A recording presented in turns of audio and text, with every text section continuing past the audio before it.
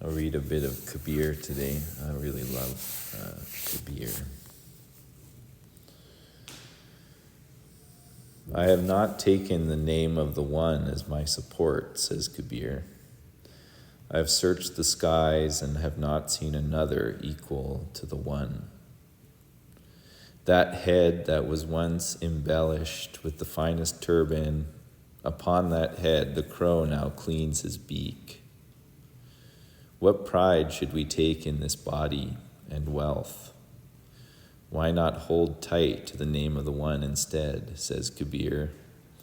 Listen, O my mind, this will be your fate as well. People beg for pleasure in this life, but pain comes instead. I would rather not beg for that pleasure. People are involved in corruption, but still they hope for pleasure. How will they find their home in the oneness? Even Shiva and Brahma are afraid of this pleasure, but I have judged that pleasure to be true. Even sages like Sanak and Narad and the thousand-headed serpent did not see the mind within the body. Anyone can search for this mind, O siblings of destiny. When it escapes from the body, where does the mind go? Come to know this. Through our devotional practice, you may experience the One. You may recognize that the mind does not come nor go. One whose doubt is dispelled knows this truth. This mind has no form or outline. By the command of the One it was created. Understanding this command, it will be absorbed back into the One again, meaning there is no death. Does anyone know the secret of this mind? This mind shall merge back into the One, the giver of peace and pleasure. There is one soul, and it pervades all bodies. Kabir dwells upon this mind, this reality. Those who are awake to the One day and night, many of them have become siddhas, or perfect spiritual beings, with their consciousness attuned to the One. The seekers, the siddhas, and the silent sages have all lost this game.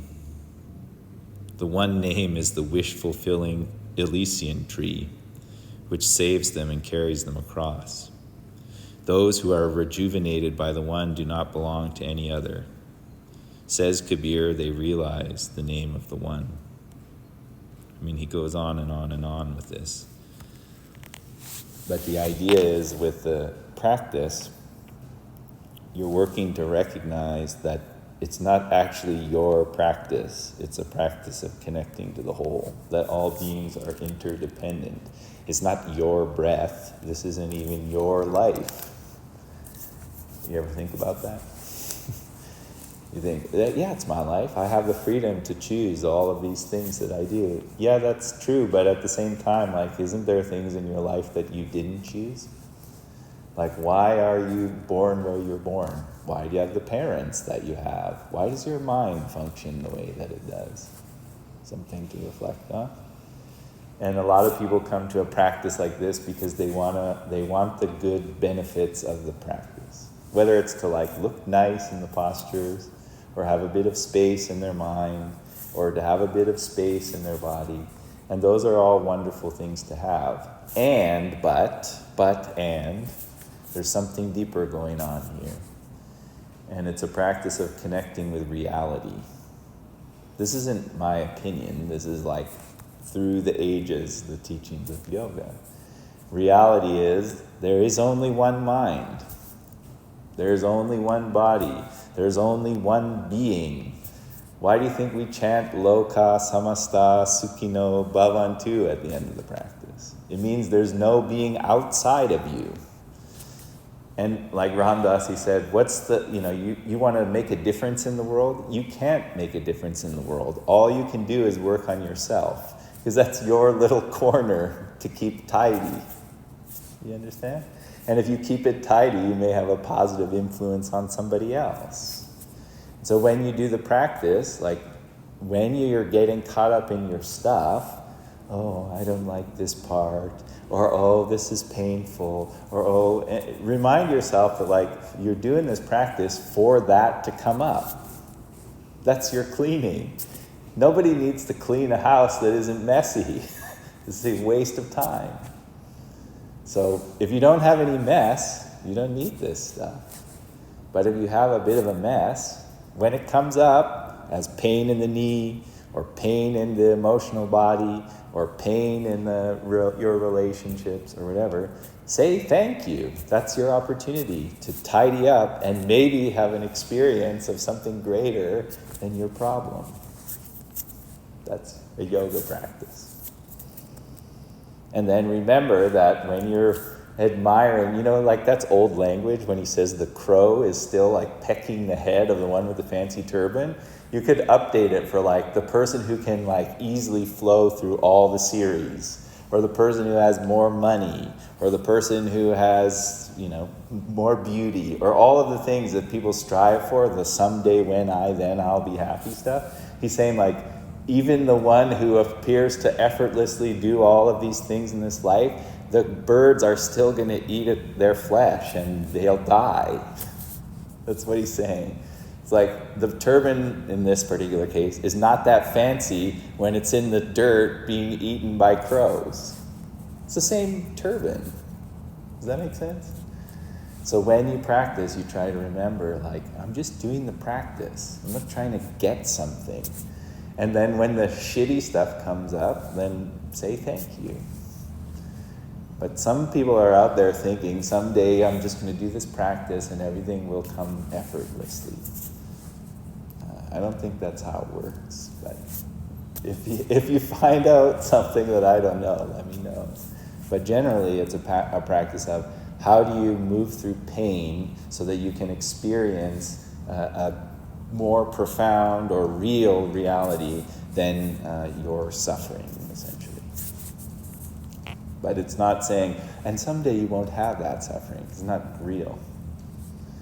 The way through is to recognize who you are, and you're part of nature, and nature has pain. So, how's that for a pep talk? I love Guru Nanak, the sage from the Sikh tradition, and he said, you should wear death like a cloak. He said, like you're always remembering you're going to die. And not to feel morbid and depressed, but to be like, you better make the most of this life. Here you are. Don't forget. That's what he means. Like, wear it. It's a good reminder. And we're really lucky because we have access to something that will help you to see through the illusion, right? The illusion that some things appear to be really real. How much money you have, how many people like you, how many followers, how much praise you get from... That's not real. What's real is your breathing. What's real is your body needs sleep and to eat food and to take care of other beings. That's reality. All that other stuff is an illusion. It's a game. Sure, you can play the game, but where do you place your value? And this practice is, what do? Stand in samastitihi, and what's the first thing you do? Breathe on one. Yeah. And when you're born into this body, what's the first thing you do? Ekam inhale, breathe in on one. And then at the end of the practice, what's the last thing you do? You exhale and die. That's it. And at the end of your life, what do? Exhale and die. So this is an opportunity, like a dress rehearsal for the big reality. Are you really paying attention to what's important? Breathing, taking care of the body, try and bring some prayers into the practice. Work through your karmas, like your stories and your bullshit and your pain, and you work through it on the mat. And then you go out, and see if you can loka samasta sukhino bhavantu. May this life be a benefit to the whole. Right? We're not just chanting some random words that don't mean anything at the end. You know? May all beings benefit. That's what, and you send it. And that's it. All right?